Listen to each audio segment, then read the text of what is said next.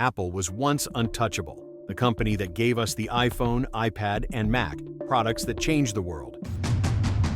But today, Apple faces its biggest crisis yet.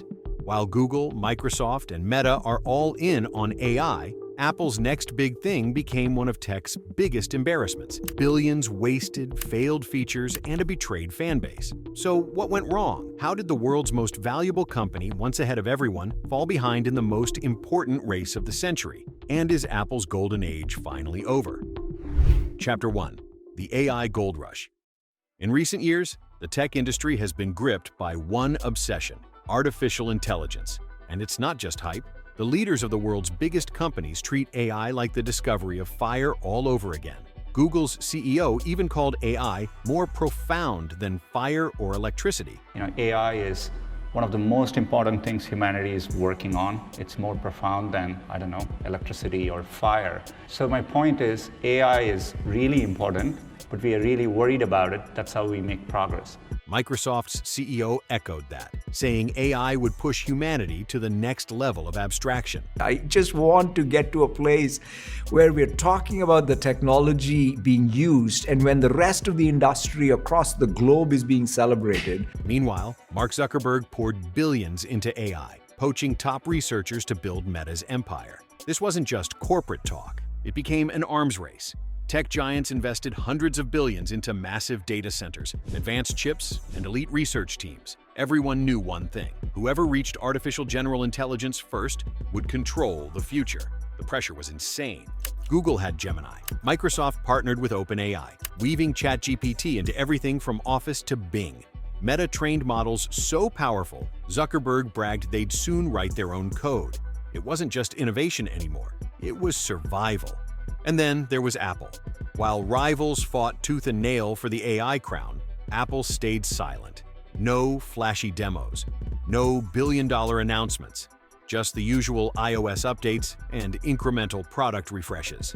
At first, people assumed this was classic Apple strategy: let others rush ahead, make mistakes, then swoop in polished and groundbreaking. But as AI kept accelerating, Apple's silence felt less like confidence and more like hesitation. The world was on the brink of a technological revolution, and Apple, once known for defining the future, looked like it was standing still. That's when people started asking, has Apple finally fallen behind? Chapter 2. The Waiting Game. For years, Apple built its reputation on patience. While rivals rushed out half-finished products, Apple waited, studied the market, let competitors make mistakes, then delivered something cleaner and more reliable. That strategy made the iPhone a global phenomenon, the MacBook a cultural icon, and AirPods a must-have. So when it came to AI, fans assumed Apple was playing the same game. Tim Cook hadn't turned Apple into a $3 trillion company by rushing. Apple's secret weapon had always been timing, arriving late, but perfect. So when generative AI exploded in 2023 with ChatGPT, millions of Apple fans held their breath. Surely, WWDC 2023, Apple's biggest showcase, would be the moment. So today, I'm excited to announce an entirely new AR platform with a revolutionary new product. The hype was unreal. By then, Google had announced Gemini. Microsoft was showing off AI that summarized emails, drafted documents, and even coded programs. Apple's silence fueled speculation. Maybe an Apple ChatGPT seamlessly built into iPhones, iPads, and Macs. And then, the event arrived. The music played. Executives walked on stage with that signature Apple confidence. The audience leaned forward, waiting for the reveal. But instead of groundbreaking AI, fans got the usual iOS update, a few quality-of-life tweaks, a new M2 chip, and Apple's big reveal, the Vision Pro headset. Sure, it was futuristic. Sure, it was flashy. But it wasn't AI, not even close. While the rest of tech obsessed over artificial intelligence, the technology set to change society, Apple's big bet was $3,500 goggles. The disappointment was immediate. On social media, fans vented, "Where's Apple's ChatGPT? Why VR when AI is taking over the world?" For the first time in years, people walked away from an Apple keynote not excited, but confused.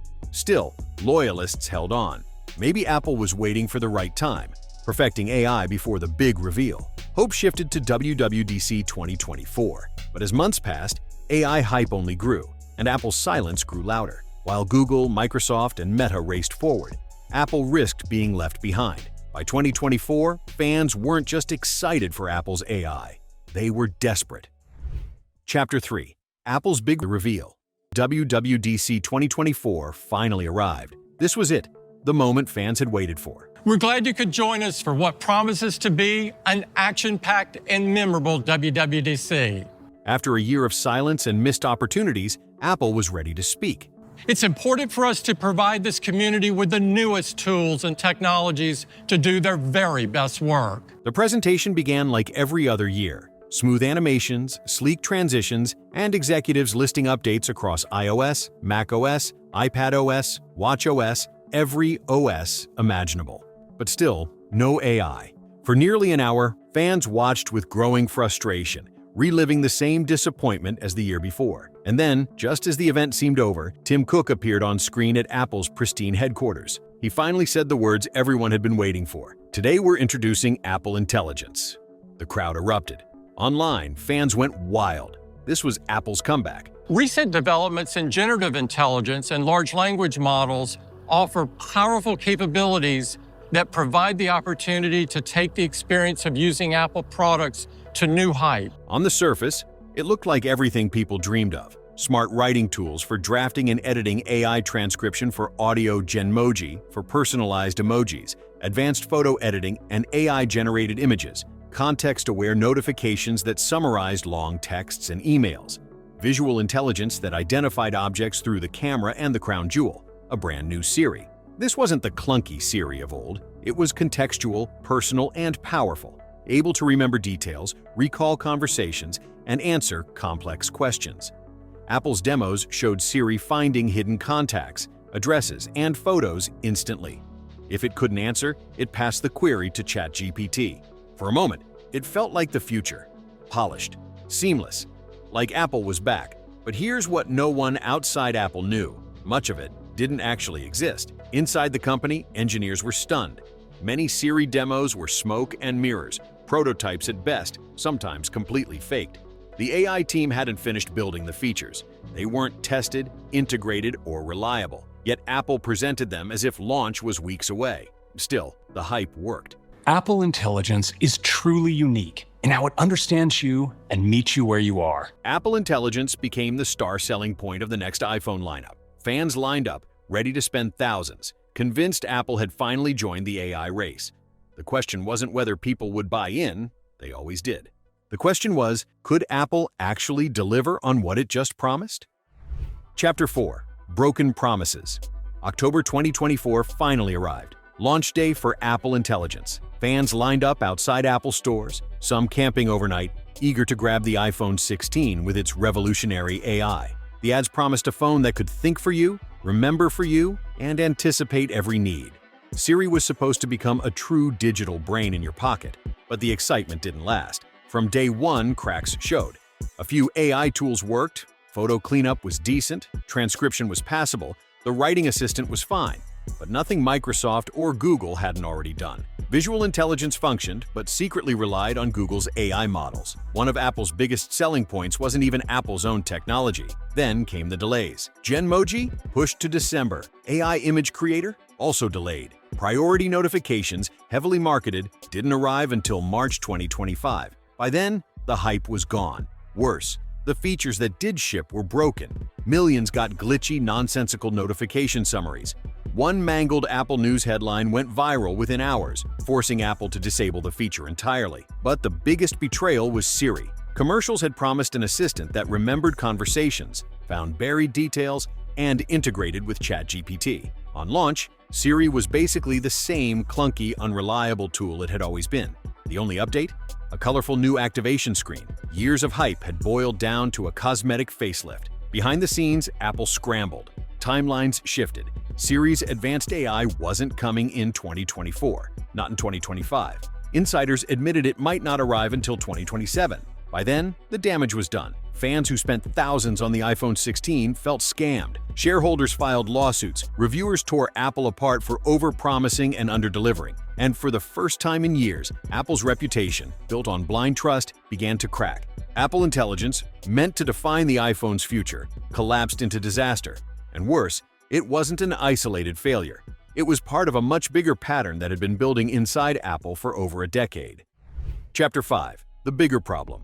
To understand why Apple failed with AI, you have to look at how the company has been run for the past decade. Apple's downfall didn't start with Siri or even AI. It started with a shift in philosophy, from innovation to extraction. Under Steve Jobs, Apple obsessed over creating the future. The iPod, iPhone, and MacBook Air were risks and statements of vision. Jobs cared about design, elegance, and products that would outlive him. He made Apple the company that defined trends, not followed them. Then Jobs passed and Tim Cook took over. Cook excelled at one thing: scaling. He squeezed maximum profit from Apple's empire. Under him, Apple's value exploded from $300 billion to over $3 trillion. For shareholders, it was a dream. For customers, it marked a new Apple. Breakthroughs gave way to upselling. Cook introduced tiered iPhones, Base, Pro, Pro Max, with prices climbing higher while upgrades grew smaller. Planned obsolescence worsened things. iPhones never supported SD cards. On Macs, RAM and storage were soldered in, forcing customers to pay Apple's huge markups. The cheapest MacBook Pro started at $1,600, but basic upgrades cost hundreds more, parts that were $50 on a PC. It didn't stop there. Apple stripped accessories from boxes, selling them separately at premium prices. They even sold a $1,000 monitor stand for a $5,000 display, a move that embarrassed even loyal fans. Meanwhile, Apple shifted to services: Apple Care, Apple Music, iCloud, App Store commissions. By 2020, Apple was less about hardware and more about subscriptions and its 30% cut of every digital sale. When Epic Games challenged them, Apple fought to keep its grip. For Cook, this was success. For users, suffocation. So when Apple finally tackled AI, the same philosophy showed. Instead of leading, Apple copied. Instead of innovating, it marketed. And when it couldn't deliver, it shipped half-baked products, hoping brand loyalty would hide the cracks. But the truth was out. By the collapse of Apple Intelligence, it was clear Apple wasn't the fearless innovator anymore. It was a company addicted to squeezing customers, even at the cost of what once made it great. And AI wasn't the only failure. Apple had already burned billions chasing another next big thing, one that never even reached the market. Chapter 6. Abandoned Dreams. For casual fans, Apple's AI disaster felt shocking. But for those paying closer attention, it was just the latest in a long line of broken promises. Take the Apple Car. For years, rumors claimed Apple was secretly building a self-driving vehicle. They poured billions into research, hired over 1,000 engineers, poached Tesla talent, and even tested cars on public roads. Analysts predicted Apple would transform autos the way it transformed phones. Behind the scenes, it was chaos. Partnerships collapsed, executives churned, teams were laid off and rebuilt again. At one point, the New York Times reported the project was scrapped, only for Tim Cook to insist it was alive. Deadlines slipped from 2020 to 2024, then 2026. Finally, after more than a decade and over $10 billion spent, Apple killed it. All that money and hype, gone. Then came the Vision Pro. Marketed as the dawn of spatial computing, its price was a staggering $3,500. Demos looked magical: floating apps, immersive movies, a future without screens. But once in users' hands, reality hit.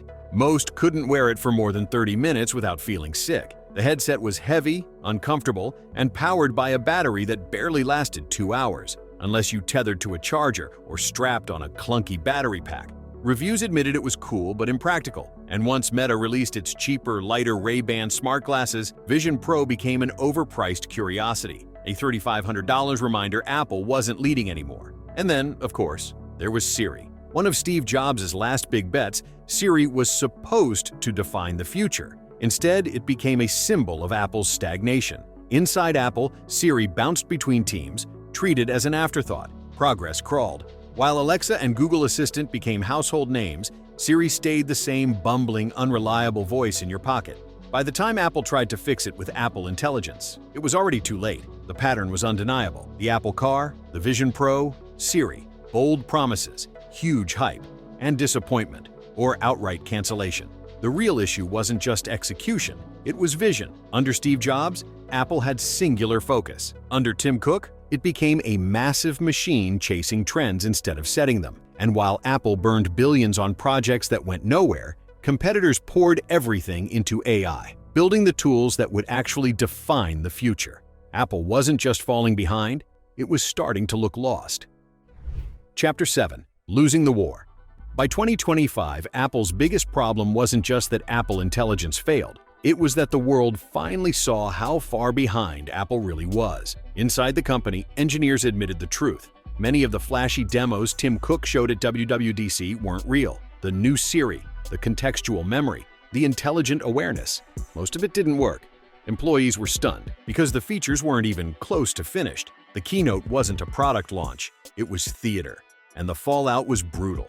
Fans who spent thousands on the iPhone 16 felt cheated. Shareholders filed lawsuits. The press shredded Apple for faking its most important reveal in years. But the real danger was deeper, inside Apple itself. While Apple scrambled to fix Siri, its competitors surged ahead. Meta poached top Apple AI leaders. Microsoft doubled down with OpenAI. Google kept evolving Gemini. And Apple? It quietly leaned on those very rivals. That visual intelligence demo? It ran on Google's models. When Siri failed, it simply passed the question to ChatGPT. Apple, the company that once prided itself on independence, was now just a middleman for other people's AI. And that was terrifying, because Apple's strength had always been its ecosystem. iOS was the lock that kept users in. But if the real value comes from AI, and Apple doesn't control it, then iOS isn't a strength anymore. It's a weakness. Meanwhile, Apple's AI division was collapsing. Engineers described it as fractured and demoralized. Some were horrified to see their unfinished prototypes repackaged as if they were ready for launch. The best talent left for Meta, Google, and ambitious startups, and customers were losing faith. By the iPhone 17, Apple Intelligence still hadn't delivered. Siri was still clumsy. Notification summaries still broken. And the features that did work? They were things Google and Microsoft had years earlier. Apple, once the company everyone copied, was now copying everyone else and losing. So, the question became unavoidable. If Apple can't win the AI war, what happens next?